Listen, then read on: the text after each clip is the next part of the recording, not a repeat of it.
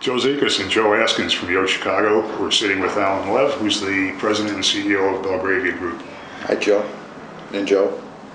Last time we talked, which was a little over 2 years ago, you had a number of projects underway. Heartland Park, Union Row, 600 Lakeshore Drive, and 565 Quincy. And what's the status of each of those? Heartland Park, done. Union Row, done. 600 Lakeshore Drive, about 30 units left out of 400. Wow. Yeah, that's big home run. It's been a great deal. That's down about 50 units in the last year, isn't it? Oh, yeah. That's about what we sold last year. And continue to sell units. I think we'll finish up sales this year. And 565 Quincy, which is 241 units, we're down to 25 left. So we're hitting on 90% sold in this marketplace. We sold 130 something units last year at Quincy. That'd be about 50% of the downtown market. At least. At least, yeah. So we really kind of cornered the market. I mean, overall, between our projects, we sold over 180 units, which is probably a good chunk of what got sold in the Chicago market for the whole year. How did you do that? It varied between the projects. Heartland had very few units left. Union Row and Quincy had a significant number of units left due to fallout from buyers who had contracts were supposed to close, and either through hardship or cold feet or the economy did not close, so we kind of went a little backwards on those. And frankly, on those two projects, units were sold by reducing prices down to today's, or at that time, the market price, as well as a very aggressive and thoughtful marketing program. 600 is a different story. We have not done the price reduction. It wasn't necessary. It's really a very unique product on the lake, which you're just not going to find. And I think in today's marketplace, people are looking at it and saying, when are they ever going to build something else on the lake? It's going to be a long time. And the prices are compelling prices. Well, there's kind of a land shortage along the lake, Alan? Yeah, forever. I mean, I don't think Captain Streeter's going to be beaching any more ships and creating more land west of Lakeshore Drive, and you can't build east of Lakeshore Drive.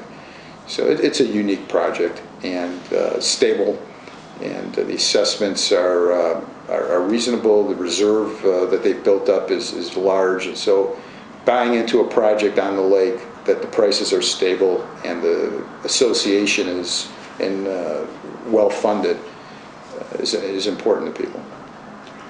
There was a supply-demand imbalance the last time we talked, and the supply has diminished. Demand diminished along the way also. Yeah, the demand is diminished. The supply is getting eaten up, but slowly. I think we're going to see a constraint on supply for a long time to come. So there will be a point, in the next couple of years, I would guess, where the supply is eaten up and nothing else is being built still. But I think we're going to have to get to a point where there's quite a bit of excess demand someday before anyone's going to be able to jump off and build a new construction project of any size. I mean, you see people building some single-family homes and some 3 flats now, and I think you'll continue to see that. But any kind of sizable condominium or townhome project is a long ways off. A long ways off? I think so. What's a long way? 3 years? 5 years? My guess would be more 5. More than 5? I think about 5 for maybe a mid-sized project. I think a 400-unit project like a Lakeshore Drive is in excess of 5 years. What about something like Southworks? I don't know enough about that to hypothesize on where that heads. What a massive undertaking. It's a 30, 40-year deal. Yeah, I would guess. Yeah. I try to do deals only that I can actually do within my lifetime, but that may not be within my lifetime. Are there any opportunities out there? There are lots of opportunities. First of all, if I was in the market to buy a home, and I still think it is a good time to buy a home for the right people. I think if you have a down payment and you have a job, you are seeing extraordinary values for buying in the city. Mortgage rates are still very low.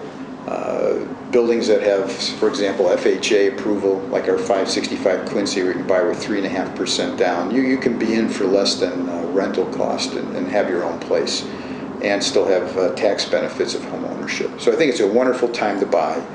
That won't last forever. We talked earlier about the supply and demand, and the supply is dwindling, and there will become a point where these values are going to go up.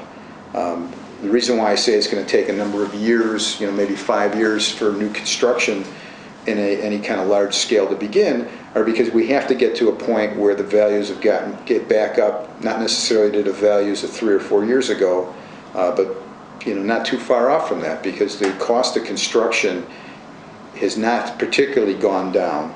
Land is a small component of an overall construction cost, and we need to get the values back to a point where it makes sense financially to build new product. Right now you can buy brand new condominium units for, frankly, in a lot of cases, less than they cost to build. So if you can buy for less than the cost to build, until we get to the point that you can cover the cost and make some entrepreneurial profit, we're not going to see new construction. Opportunities, there are lots of problems out there to solve. The banks are continuing to take in residential property in foreclosure, both single-family homes up to large condominium buildings or chunks of units in condominium buildings. And we're going to spend, as an industry, the next couple of 2-3 years still sorting through that backlog of projects that have failed for one reason or another.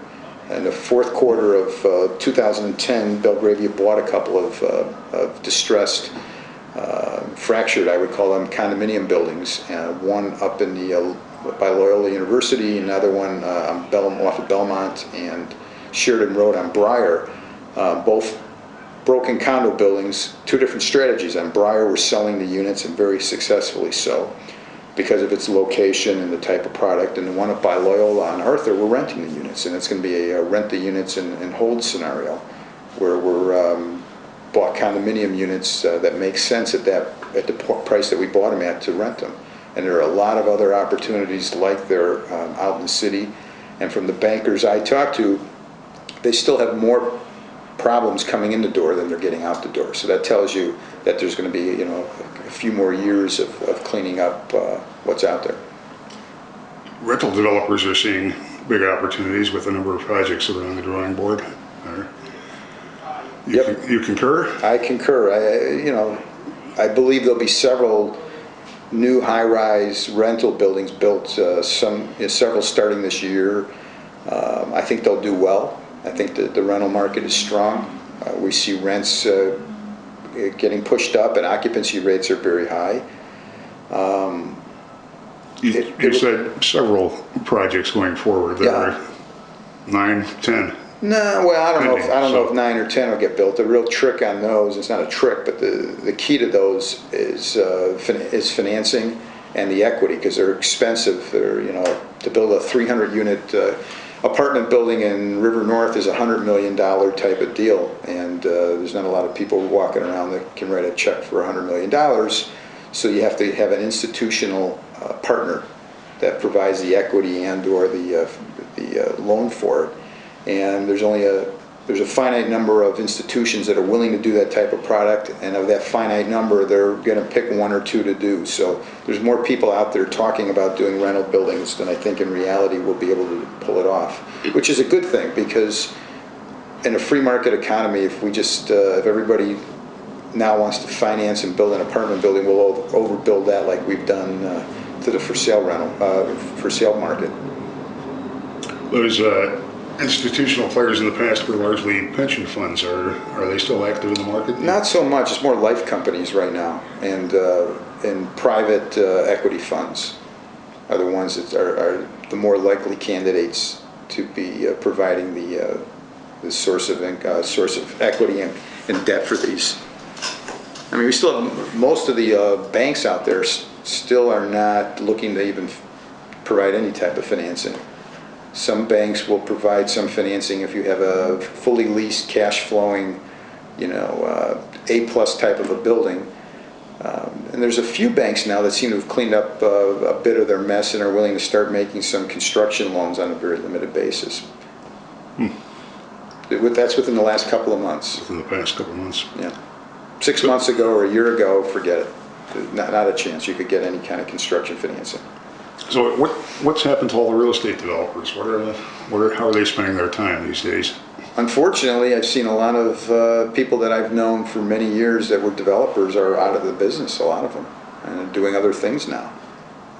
And it's a shame. There's a lot of talent and people that really knew what they were doing that got hurt and are doing something else now.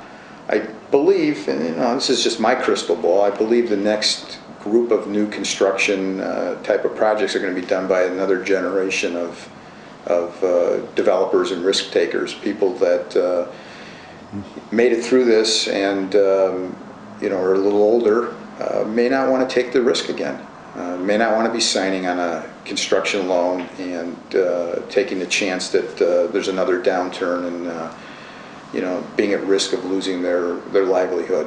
So it may fall to another generation of developers that didn't have to navigate this and have that appetite. That's kind of the glory of Chicago, is that they're always open to that next generation. Right. I had an interesting discussion with a lender friend of mine a couple of weeks ago, and I said, well, when you're ready to start making loans again, let me pose the scenario to you. You have two different developers. One is somebody who has got a big net worth, but is unwilling to guarantee the loan because he has the big net worth and he's been through this before. And the other person doesn't have any net worth, but he'll guarantee 100% of the loan because he's got nothing to lose. Who are you going to make the loan to? And it didn't take him too long. He scratched his head for a second. He said, you know what? He says, probably going to make the loan to the guy who's got no net worth, and will guarantee 100% of the loan because I can check off a box on my checklist for my loan. And I said, not surprised, but isn't that a little bit backwards? And but I think he's probably right. Well, it's a sign that lenders still haven't learned much from these kind of scenarios. Perhaps. They say they're going to have a longer memory than in past downturns. I think that probably won't be the case. I think what may happen in a few years is the lending community says, well, everybody was in trouble during this downturn, and therefore we can't put a black mark on somebody who had trouble. Which there's some merit to that. There's some merit to that argument. It also leads me to say, well, what about the people who did the right thing and no matter what, got the projects finished, paid off the banks, even if they lost money, because that's the way they conduct themselves. And yet again, I think probably it doesn't score you a lot of points in the long run.